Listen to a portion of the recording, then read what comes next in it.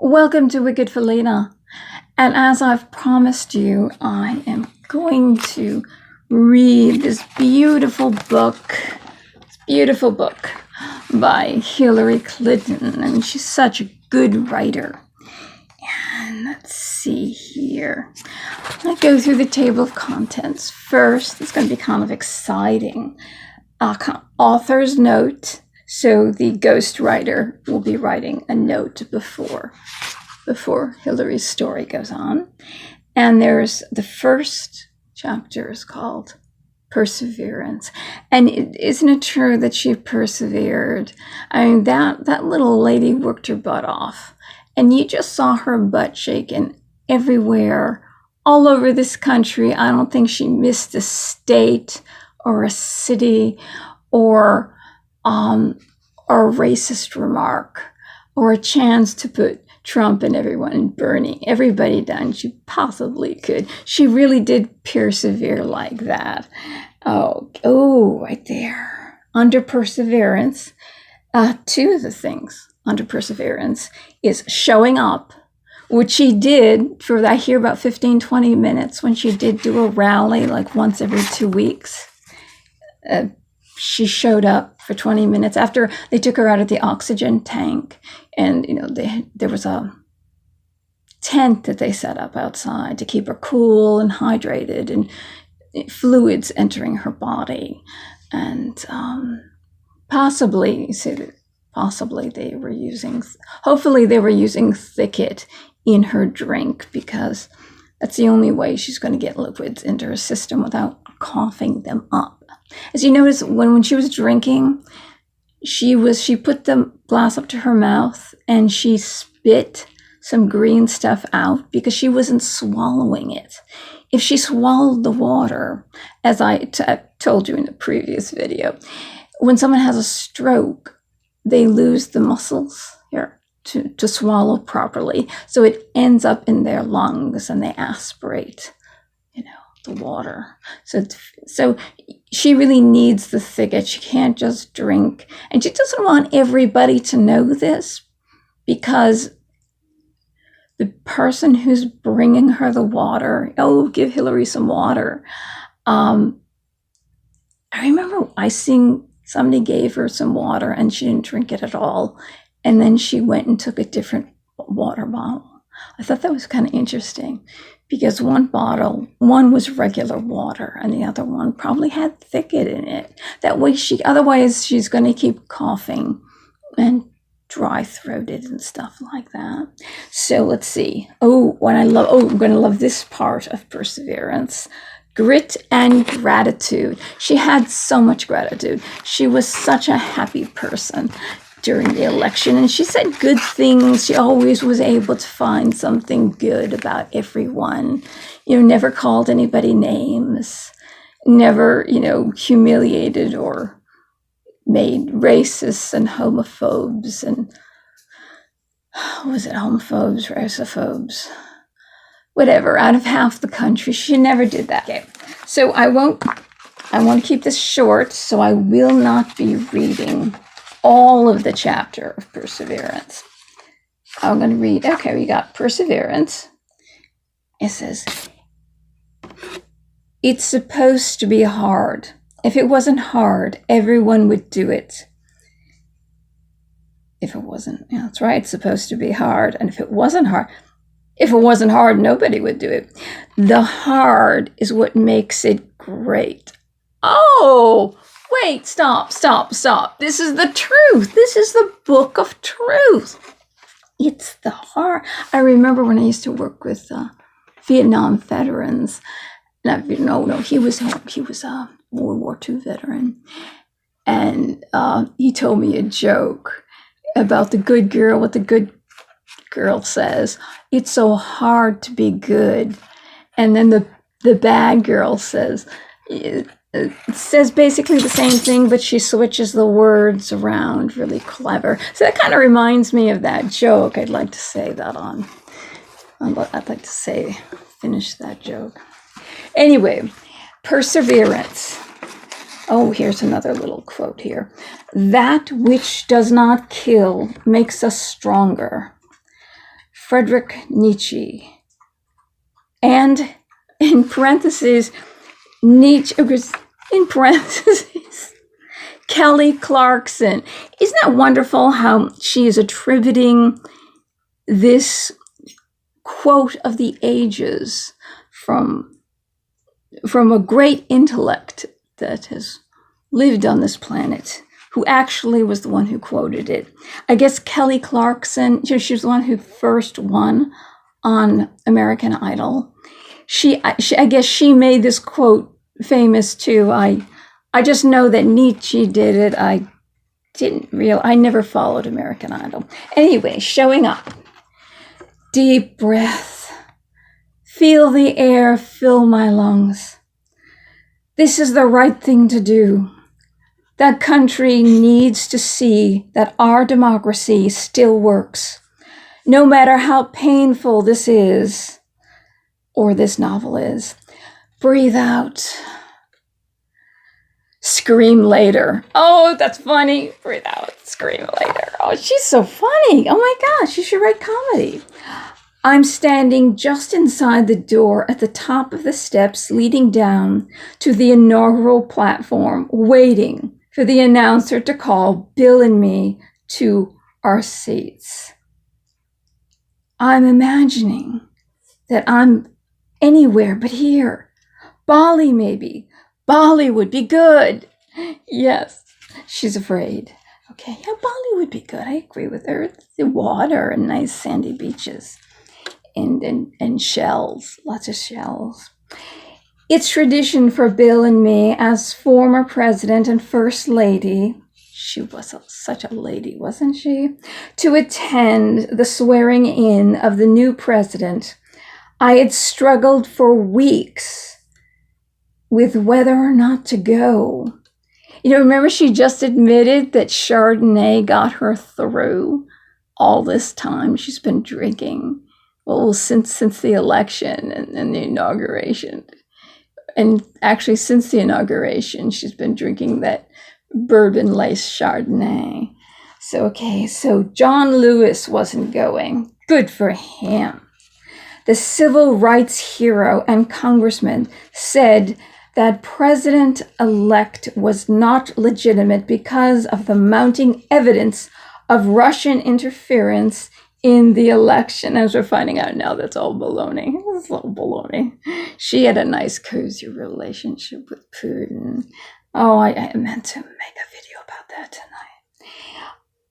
Oh, some wonderful pictures of her and pictures of Obama and Putin. I mean, just like Putin's face was just red with warm. He looked warm and fuzzy, like a Russian teddy bear, and he just he really, really liked her. I mean, that's why he gave her $150 million and then $500,000 for Bill for his birthday present, and then she gave them 20% of our uranium supply, which. See, he can make nuclear bombs. But if you saw those pictures and the warmth of Obama, and they seem to click, they seem to click. Anyway, so there we go. Oh, so Russian interference in the election, which it's supposedly Obama was told about. In 2014, he just did nothing about it. Because you want to know why? Because he knew that he was friends. It would be a baloney hacking. It wouldn't do anything. In fact, he probably thought that what they were going to do was going to hurt Trump. Because he knew that he was good friends with Putin. And so was Hillary. That they bought each other off in a way. So he wasn't concerned. So that's the reason why he didn't do anything about it. So there we go. And other members of Congress were joining him in boycotting the president-elect they saw as divisive. Oh, really? Yeah. Well, you know what? There you go. Divisive. And that's funny. They're saying these civil rights people saying that Trump is divisive because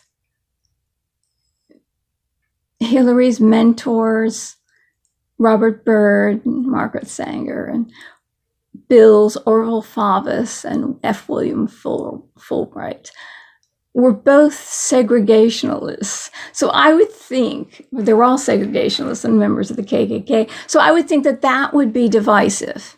I don't know, I'm crazy, but I would think that would be divisive. So that's just amazing. That's really just amazing. This guy, John Lewis, didn't he march with Martin Luther King? Not the color of your skin, but the content of the character. It's kind of changed around now. If you're better. You're better if you're not white. But you know, those Clintons are white as all heck. Let me tell, whiter than me. In fact, it's true, whiter than me. My mother used to just like look at me and she says, "Where did you come from?" You know, she's Southern Italian. "Where did you come from?" And it has to be your father's fault.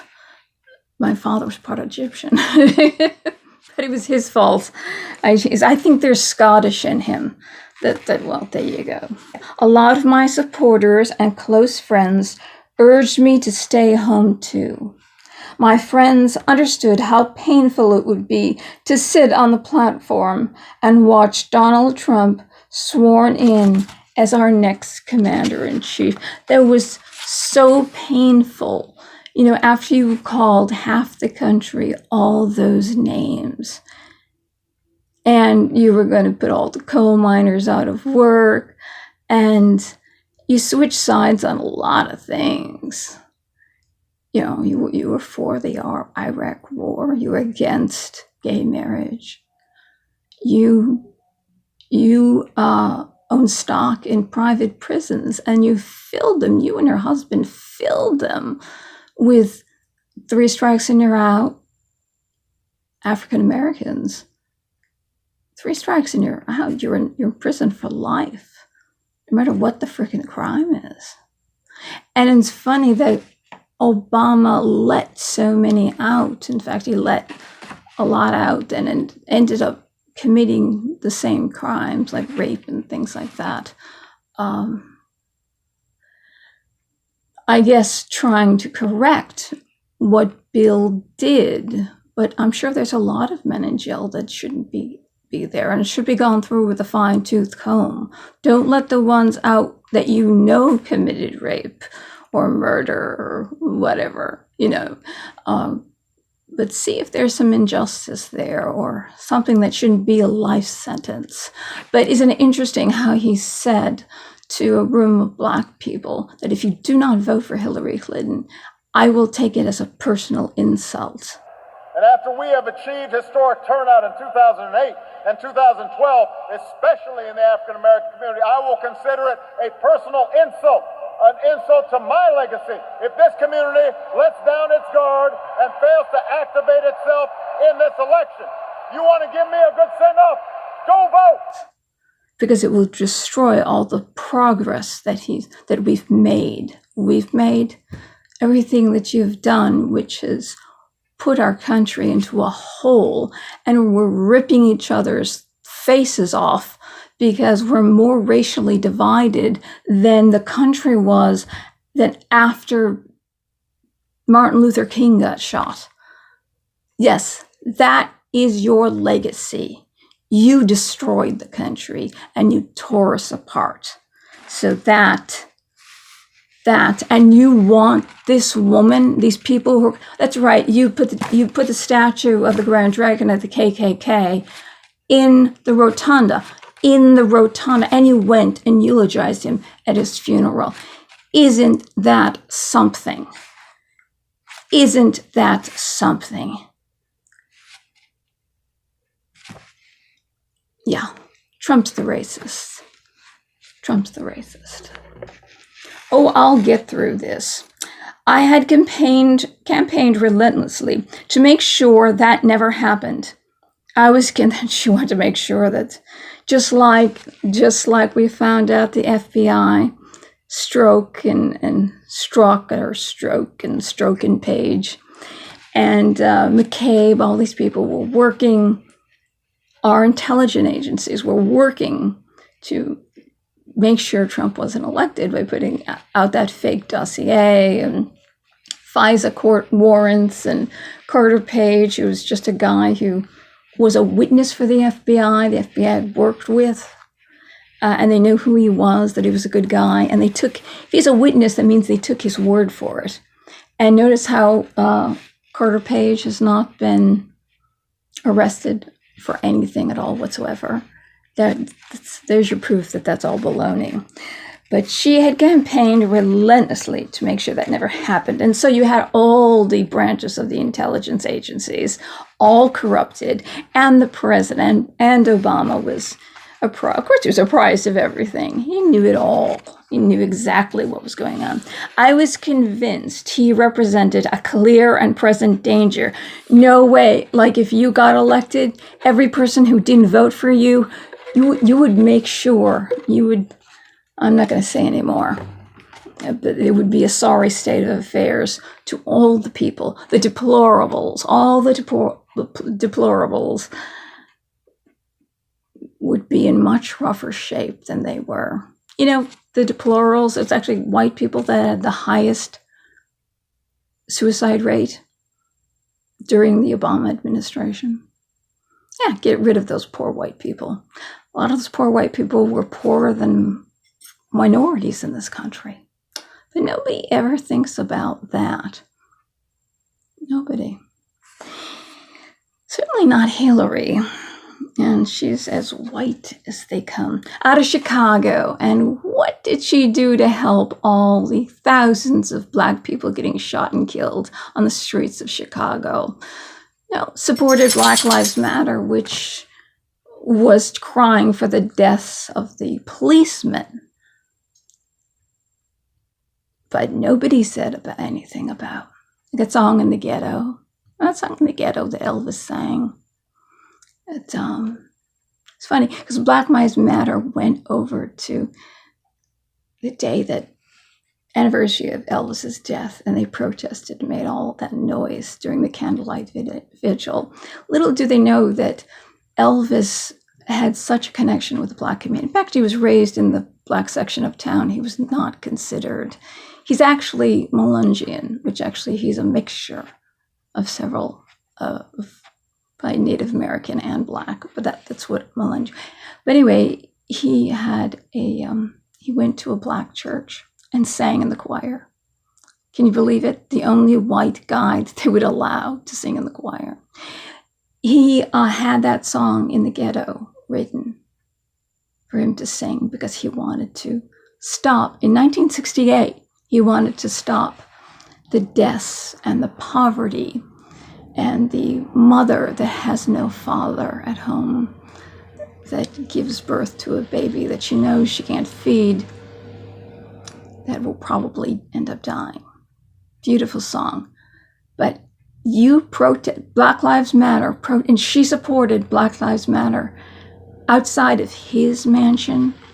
And I'm not going to even begin to tell you how much money he gave away to people who are poor. Clear and present danger to the country and the world. Oh, all the wars that are going on.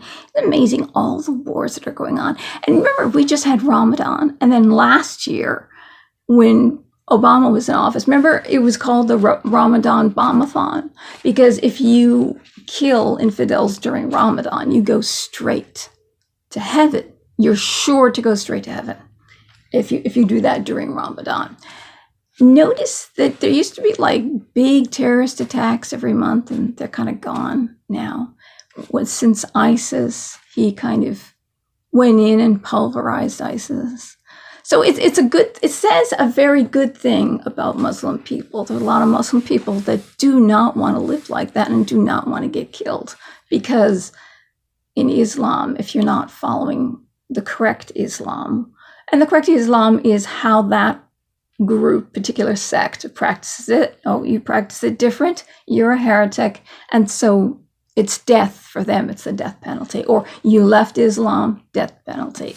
But I think there's a lot of Muslims who really don't want to go that route anymore, and they really are peaceful. And I think the majority of them are peaceful, and you kind of made this whole ISIS thing subside, where we didn't have Ramadan Bombathon this year, that says a lot.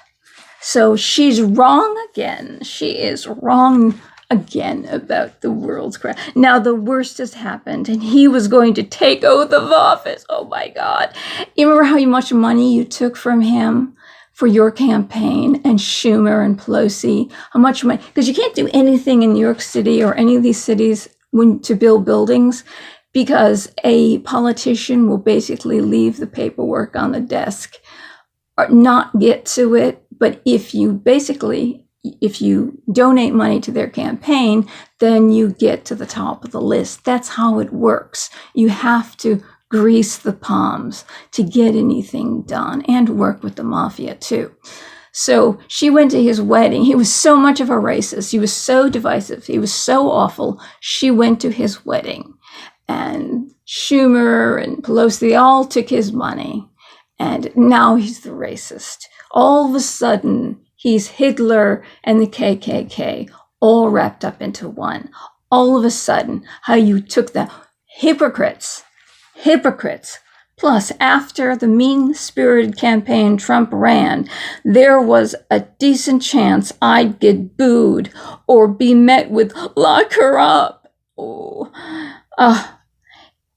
Still, I felt a responsibility to be there. Yes, she's still the former First Lady. Absolutely, she is a lady. The peaceful transfer of power is one of our country's most important traditions. I had touted it around the world. I had touted it around the world as Secretary of State, hoping that more countries would follow our example. If I really believed in it, I had to put my feelings aside and go. She touted around the world, and she took millions from these oligarchs and dictators, all these people who had tons of money and were treating the people of their country horribly. She took millions and millions for her Clinton Foundation that only gave 5% away to actual charity.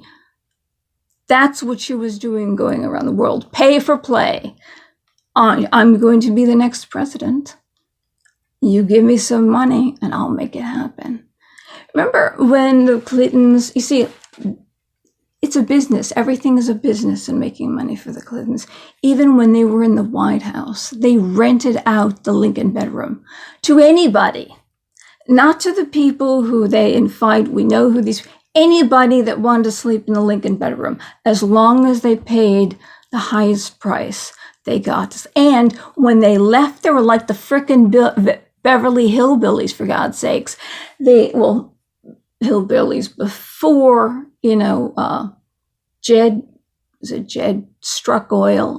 He was shooting at some food, and up from the bottom comes a bubbling crude oil, that is. Before they became really rich. It's kind of like they're hillbillies, basically.